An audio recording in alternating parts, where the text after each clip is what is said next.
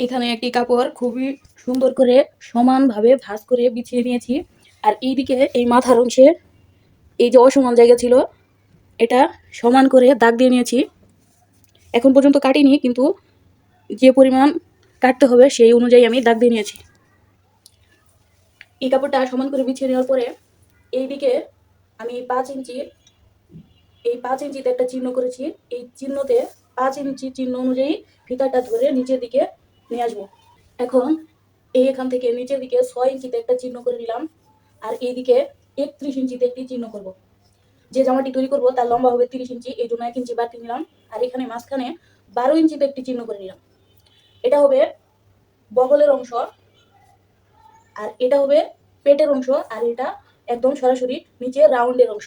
এখন এখানে আমি হালকা করে চিহ্ন করে নিলাম, নিয়ে একটু মাপ দিয়ে নিচ্ছি। এখানে 7 ইঞ্চিতে একটা দাগ দিয়ে নিলাম। এখানে যে দাগটা দিয়েছিলাম এই 5 ইঞ্চি চওড়াতে, তো আমি এখন যেটা দেখতেছি এইদিকে কাপড় অনেকটা নষ্ট হবে। এই জন্য এই যেটা যদি আমাদের মেন মাপ হয় এখান থেকে 1 ইঞ্চি বাড়তি হলেও এখানে 1 ইঞ্চি কাপড় নষ্ট হবে। এই জন্য আমি আবারও 1 ইঞ্চি কমিয়ে এই যে 4 ইঞ্চিতে একটি চিহ্ন করে নিলাম। নিয়ে এই 4 ইঞ্চি থেকে একদম নিচের দিকে সেম ভাবে দাগ দিয়ে দিব। সেই একইভাবে জাস্ট এই দাগটা একটু 1 ইঞ্চি এইদিকে সরিয়ে দিলাম, দিয়ে এখান থেকে হালকা করে দাগ দিয়ে নিয়ে এখান থেকে মেপে নিচ্ছি। এই যে এখানে হবে 7 ইঞ্চি, আর এই 1 ইঞ্চি বাড়তি কাপড় থাকবে। এই জামার ডিজাইনটা যেহেতু আমি এই গলার অংশের দিকে করব, এই জন্য আমার মাপগুলো এই দিক থেকে নিয়ে আসতে হচ্ছে। তো যাই হোক, আমি এখন এই যে এখানে তো বগলের মাপ দিয়েছি 7 ইঞ্চি, এখন আমার বডির মাপ হবে 14 ইঞ্চি। এখান থেকে 15 ইঞ্চি, বডির মাপ হবে 15 ইঞ্চি। তো এখান থেকে আমি এই যে 7.5 ইঞ্চিতে দাগ দিয়ে নিলাম। এখন এই মাপ অনুযায়ী নিচের দিকে এই 12 ইঞ্চিতে, এই যে 12 ইঞ্চিতে একটা চিহ্ন করলাম। তো এখানে যদি 15 হয়, এখানে আমাকে নিতে হবে 14 ইঞ্চি। নিচের দিকে মানে পেটের অংশে 14 ইঞ্চি অথবা 13 ইঞ্চি নিতে হবে। তো আমি এখানে 14 নিচ্ছি, যদি প্রয়োজন হয় পরে আমি সেলাই করে একটু কমিয়ে দিতে পারবো। তো এখানে আমি 14 ইঞ্চি নিলাম। এই যে 14 ইঞ্চিতে দাগ দিলাম। এখানে একটু স্কেল ধরে এভাবে দাগ দিয়ে নিলাম। দুই দিকেই দাগ দিব। এটা হাতার অংশ, এটা পেটের অংশ, আর এখান থেকে তো নিচের অংশ হবে। তো আমি এখান থেকে যে 30 ইঞ্চি দাগ দিয়ে 31 ইঞ্চি দাগ দিয়েছি, এখান থেকেও সেম ভাবে এই 31 ইঞ্চিতে চিহ্ন করে নিলাম। সেই চিহ্ন অনুযায়ী আমি এখন মিলিয়ে নিচ্ছি। এই চিহ্ন অনুযায়ী 31 ইঞ্চিতে দাগের অংশে এখানে মিলিয়ে নিলাম। এই যে এখান থেকে যতটুকু পর্যন্ত মাপ যাওয়া যায় এই স্কেল ধরে দাগ দিয়ে নিলাম।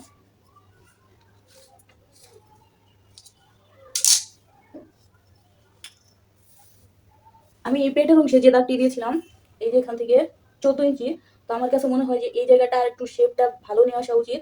আর যেহেতু এদিকে কাপড় থাকবে, তো এখানে টাইট হওয়ার কোনো অপশন নাই। তো আমি এখানে 1 ইঞ্চি কমিয়ে দিচ্ছি। প্রত্যেকটা কাপড় কাটার আগে, যদিও দাগ দেওয়ার পরেও দেখা যাবে যে বিভিন্নভাবে ক্যালকুলেশন করলে অনেক সুন্দরভাবে কাপড় কাটা যায়। তো আমি এই যে এখানে চিহ্ন করে নিলাম, নিয়ে আবারও স্কেল ধরে একটু ভিতরের দিকে ধরে এই যেখানে দাগ দিয়ে নিলাম। একটু দেখতে হিবিজিবি লাগলেও কাপড় কাটার পরে এটা দেখতে সুন্দর লাগবে, এবং বানানোর পরে তো অবশ্যই সুন্দর হবে। যাই হোক, প্রথমে একটু কম বেশি হয়ে গেছিলো, আমি সেটা ঠিক করে নিলাম। প্রথমে এই নিচের অংশটা আমি কেটে আলাদা করে নিচ্ছি।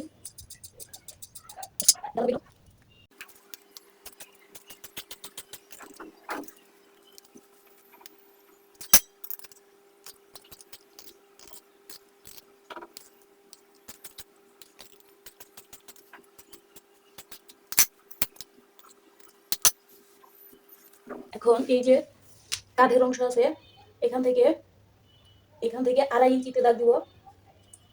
2.5 ইঞ্চি থেকে একটু অ্যাঙ্গেল করে হালকা নিচের দিকে 5 ইঞ্চিতে দাগ দিব। এই 5 ইঞ্চিতে হালকা অ্যাঙ্গেল করে দাগ দিব, মানে একদম সোজা না। এখান থেকেও 5 ইঞ্চিতে একটা চিহ্ন করে নিলাম।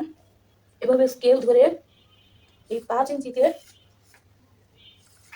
দাগ দিয়ে নিলাম। এই যে এখানে হবে 5, এখানেও 5, আর এটা যতটুকু আসে 14 ইঞ্চি এসেছে।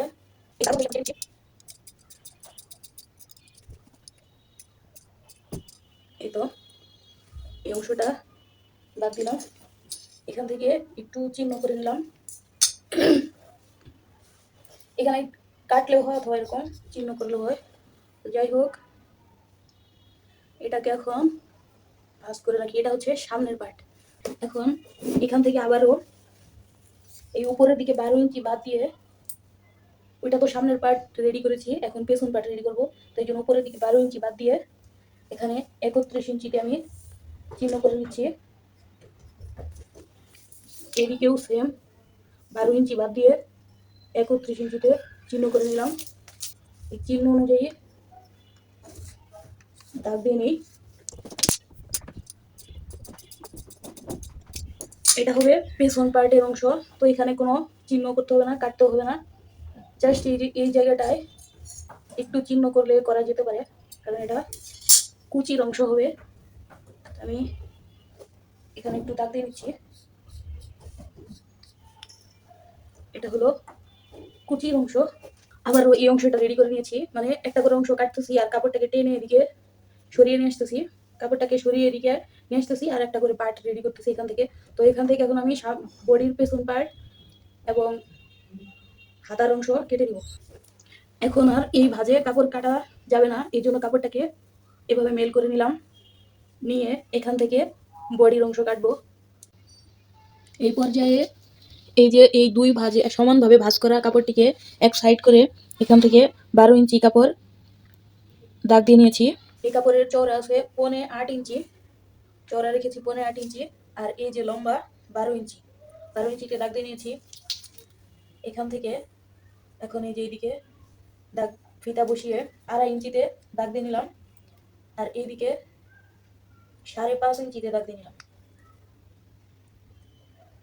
5.5 ইঞ্চিতে দাগ দিয়ে ফিতা এখান থেকে নিচের দিকে 6 ইঞ্চিতে নিয়ে আসলাম। 6 ইঞ্চি সেই আগের মতো করে নিচের দিকে দাগ দিয়ে নিলাম, নিয়ে এখান থেকে নিব হচ্ছে 14 ইঞ্চি, তার মানে 7। বডির পেছন পার্টের জন্য যে কাপড়টা আমি রেডি করেছিলাম সেই কাপড়ের সাথে এই যে সামনের পার্টের যে বগলের অংশ কেটেছিলাম সেটা আমি বসিয়ে দিয়েছি। এখন জাস্ট এই মাপে জামার বগলের অংশ কেটে নিলাম। এখান থেকে শুধু এই 12 ইঞ্চি পর্যন্ত আমি কেটে নিব। এইদিকে তো কেটে নিয়েছি, এখন এই নিচের অংশটা কেটে আলাদা করে নিলাম। এখানে একটু চিহ্ন করে নিলাম, এভাবেও চিহ্ন করা যায়, সমস্যা নাই। তো এখন এখানে হালকা একটু ভাঁজ করে দাগ দিয়ে নেব, যেন সাইড সেলাই দিতে সুবিধা হয়, বাই চান্স যদি দাগ মিশে যায়। এখন এই যে 2.5 ইঞ্চি দাগ দিয়েছিলাম, এখানে ছোট্ট করে একটা বক্স করে পেছন গলা কাটবো।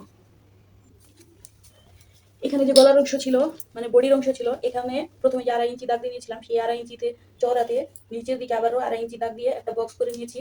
তারপর এই মাঝখানে হালকা করে দাগ দিয়ে একটা গোল গলা শেপ দিয়ে নিয়েছি। এটার মাপ হচ্ছে 4, 4, 8 ইঞ্চি। এটা পরবর্তীতে পেছন গলা হবে।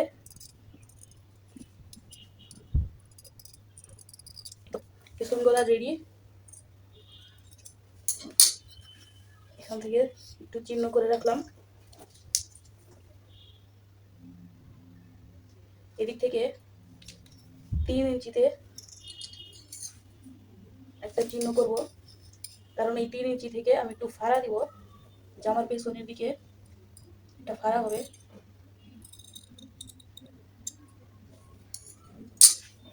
তাহলে হবে 8 আর 6, 1, 2, 3, 4, 5, 6। এটা হচ্ছে পেছন পার্ট। যে অংশ থেকে বডি কাপড় তৈরি করলাম, পেছন সাইডের বডি, সেই অংশটিকে ভাঁজ করে এখন আবার হাতার কাপড় তৈরি করবো। এখান থেকে হাতা বের করি। হাতা লম্বা দিব 12 ইঞ্চি, এই জন্য 13 ইঞ্চিতে দাগ দিলাম। এখানেও 26 ইঞ্চিতে দাগ দিলাম।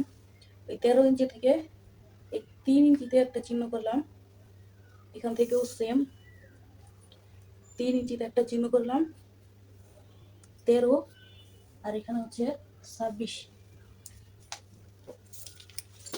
এই 3টি দাগ এখন মিলিয়ে নেব।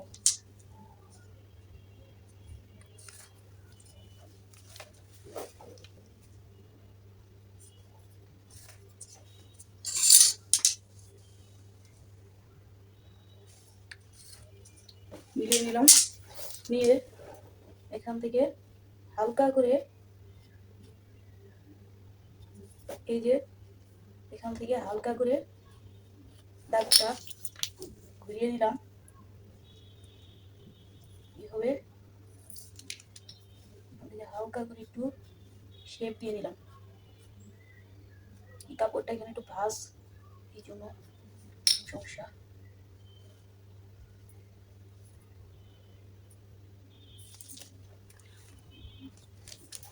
এখান থেকে হালকা করে একটু শেপ দিয়ে নিলাম। নিয়ে এখান থেকে হালকা করে এই 7.5 ইঞ্চিতে দাগ দিলাম, আর 1 ইঞ্চি বাড়তি। আর এই নিচের দিকে 5 ইঞ্চিতে দাগ দিলাম, 1 ইঞ্চি বাড়তি কাপড়।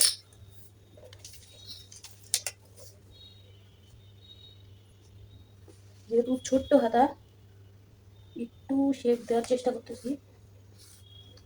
দাগটা মিলিয়ে নিলাম। এই তো হলো।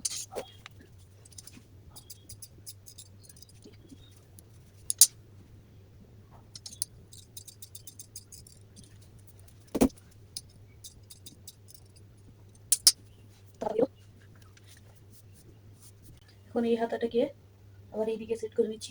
এই হাতাটা এখানে ভালোভাবে বসিয়ে নিয়েছি।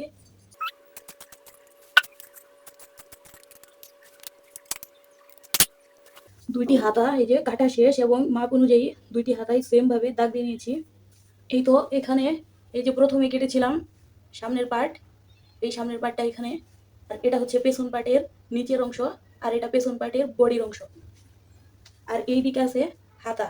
তো মোটামুটি সব কাজ শেষ, এখন শুধু একটা কাজ বাকি আছে। এই যে অংশটা আছে সামনের পার্টের যে অংশ, এখানে বক্স গলার মতো একটা গলার পট্টির কাপড় তৈরি করব।